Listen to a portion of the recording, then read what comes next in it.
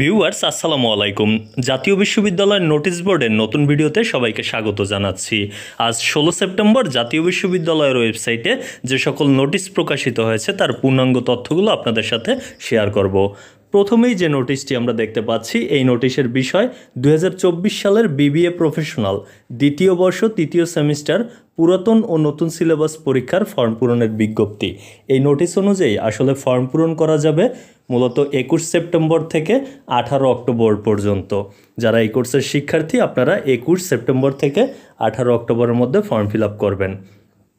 পরবর্তী যে নোটিশটি, এটি হচ্ছে 2022 সালের এমবিএ দ্বিতীয় semester internship and defence or viva পরীক্ষার সংক্রান্ত বিজ্ঞপ্তি। এই বিজ্ঞপ্তি অনুসারে অবশ্য পরীক্ষাটি অনুষ্ঠিত হবে 21 সেপ্টেম্বর থেকে 15 অক্টোবর এই সময়ের মধ্যে। কলেজে গিয়ে আপনি আসলে সঠিক তথ্যটি জেনে নেবেন যে আপনার কলেজে কোন দিন পরীক্ষা হবে। এরপর যে নোটিশটি, এটি হচ্ছে এই পরীক্ষারই কেন্দ্র তালিকা, যেটি শিক্ষার্থীদের জন্য ততটা গুরুত্বপূর্ণ নয়। পরবর্তী নোটিশটি খুবই গুরুত্বপূর্ণ আজকের জন্য, কেননা 2024 সালের অনার্স দ্বিতীয় বর্ষ পরীক্ষার যে রুটিন সেটি প্রকাশিত হয়েছে। রুটিন অনুযায়ী 22 অক্টোবর থেকে কিন্তু অনার্স দ্বিতীয় বর্ষের পরীক্ষা শুরু হতে যাচ্ছে। এরপর যে বিষয়টি, কলেজ পর্যায়ে আইসিটি কোর্স পাঠদানের তথ্য প্রেরণ সংক্রান্ত বিজ্ঞপ্তি, এটি শিক্ষার্থীদের জন্য গুরুত্বপূর্ণ নয়। অবশ্য কলেজ কর্তৃপক্ষ জাতীয় বিশ্ববিদ্যালয়ে এই তথ্যগুলো পাঠাবে, সেজন্য বিজ্ঞপ্তিটি দেওয়া হয়েছে।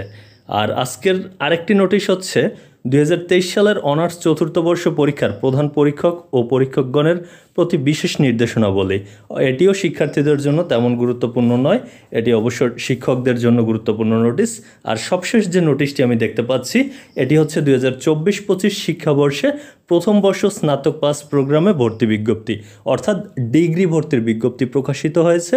প্রকাশিত বিজ্ঞপ্তি অনুযায়ী কিন্তু আজ 16 সেপ্টেম্বর থেকেই এই অনলাইনে কিন্তু ডিগ্রি ভর্তির আবেদন শুরু হয়েছে। জানিয়ে অলরেডি আমার চ্যানেলে কিন্তু ভিডিও রয়েছে, আপনি সেই ভিডিওটি দেখলে পূর্ণাঙ্গ তথ্য জানতে পারবেন যে ডিগ্রি ভর্তির গুরুত্বপূর্ণ তারিখ, তারপর ভর্তির যোগ্যতা সহ যা যা দরকার সব সেই ভিডিওতে দেওয়া রয়েছে। এই ভিডিওটি এখানেই শেষ করছি। এতক্ষণ সাথে থাকার জন্য অসংখ্য ধন্যবাদ।